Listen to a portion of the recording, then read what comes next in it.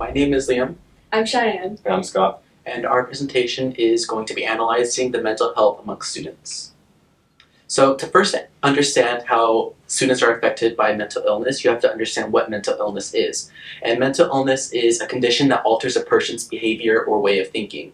This goes with depression, anxiety, PTSD, and schizophrenia, and everything of the sorts. So now that we understand what mental illness is, to understand how it affects students today in today's modern age, you have to understand how it began to be perceived from our primal ages. So mental health was perceived in primal ages from architects who would say that they would have certain procedures to remove mental illness, as it was seen as a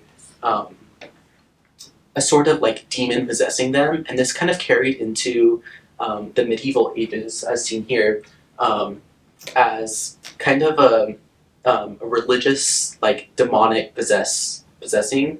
And today, as we can see that doctors analyze mental health from a scientific point of view instead of just a religious point of view, and everything is kind of brought together now, so we can understand like certain causes, like scientific causes that will affect brains and students and everyone, and yeah.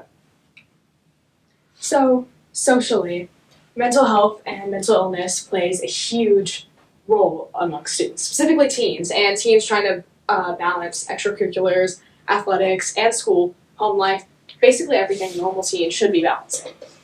There are some very dire social effects trying to balance all of these as a teen. Emotional well-being as a whole tends to just reduce by a lot. Chronic busyness also undermines the motivation of students and their kind of like support and their want to do more and to want to do better and their best. Elevated levels of anxiety and depression are also a huge result of chronic sleep deprivation, which is something I will go into in a little bit.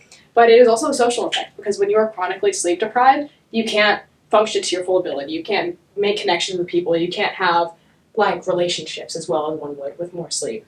Impaired academic performance, just like I mentioned before, students who are not getting enough sleep, students who are overly stressed, students who are trying to balance all of their lives and extracurriculars and just trying to find a balance, tend to have like spikes, tend to have spikes in their performance and have dips in their performance. It's not consistent. And that honestly goes hand in hand with research that has been shown about sleep depression, sleep deprivement. Burnout as well. Students really feel burnout to the full extent. There has been many studies shown throughout the years, many studies throughout the course of a year showing students tracking of their burnout. Towards second semester in the end, they tend to provide a lack of evidence, a lack of effort, and a lack of just their engagement with things. Going into sleep deprivement, engagement in risky behaviors. Students and teens in general are 3 times more likely to engage in risky behaviors when they get less than 6 hours of sleep per night, which is a very scary statistic.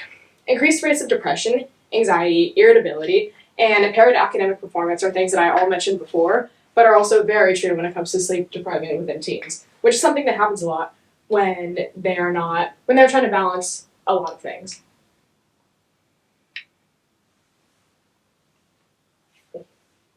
Solutions to this. I know I talked about all the bad, and I talked about a lot of the effects of trying to balance just the life as a student and extracurriculars and everything. But are there any solutions to this? Focusing on learning to balance and not solve. Trying to focus on the time you spend rather than the amount of things you are doing. And knowing your limits. Those go hand in hand. At the end of the day, it all boils down to you. And you know yourself best. You know yourself better than anybody else. And so you are going to know your limits and know when to not overbook yourself. Redefining success rather than skewed priorities is also essential to fostering a healthier, more resilient student. So if you try to reestablish your success, if you try to just redefine what success means to you, that doesn't always mean being the best, being the top, or being just number 1 in your grade. That can also mean getting a good grade in general. That can mean getting a B, getting an A. Anything that is rendered as success to you is what matters, rather than what somebody else might try to define.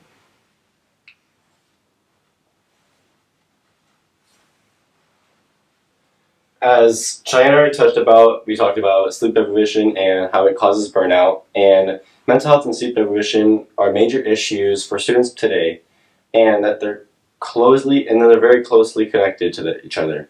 Many college students experience high levels of stress and anxiety, which makes it harder to fall asleep in class in high-level academic areas. Over time, lack of sleep doesn't just cause tiredness. It affects focus, memory, motivation, and academic performance. Research shows that sleep deprivation is one of the biggest factors in impacting how will students end up in school, how they would do in school, ranking just behind stress and anxiety. When students are constantly sleep deprived, feelings of overwhelming and depression become more common amongst them, and this creates a cycle that is really hard to break. And prioritizing sleep is not a luxury; it's essential for both academic and mental health association. Going on to a solution part of it, Cheyenne touched upon extracurriculars, and that's in school. But what about extracurriculars outside of school that these students can do? So the World Health Organization, the WHO, emphasizes that mental health is strongly influenced by social connection and community involvement. One way to support this is through extracurricular activities such as clubs, sports, arts, and volunteer groups outside of school, which they would be connected with their family and their friends in the community. These activities help students build relationships, improve communication skills, and develop a sense of belonging. According to the WHO, positive social interaction can reduce feelings of stress, anxiety, and isolation, which are common among students who suffer from mental health challenges. Extracurriculars also give students healthy outlets for self-expression and teamwork, helping outside the classroom. Schools can support social improvement and promote overall mental and well-being.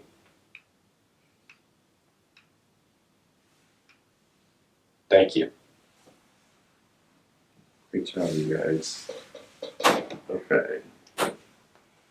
Scott, how did your group decide to use, and then you can pick any other person's perspective or conclusions into your overall presentation?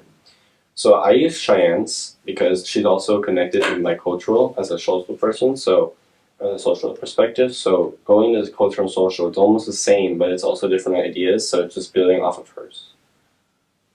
Cheyenne, what is an example of a compelling argument from one of your teammates' individual reports that you decided to not include in your presentation, and why?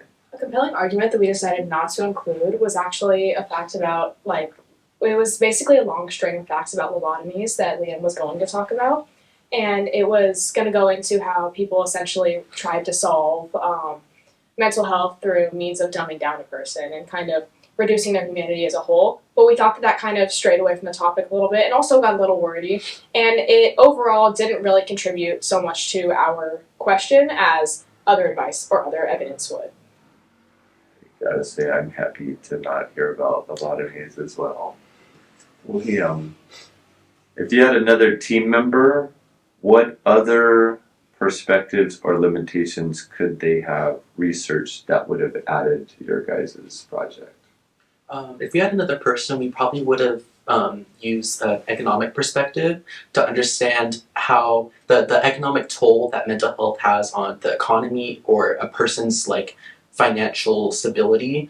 Because when you're suffering from mental health, oftentimes you take a leave of work or leave off of schooling, and that can have effects on not only you, but if seen through a mass population, it can affect the local economy, even the global economy at some scales.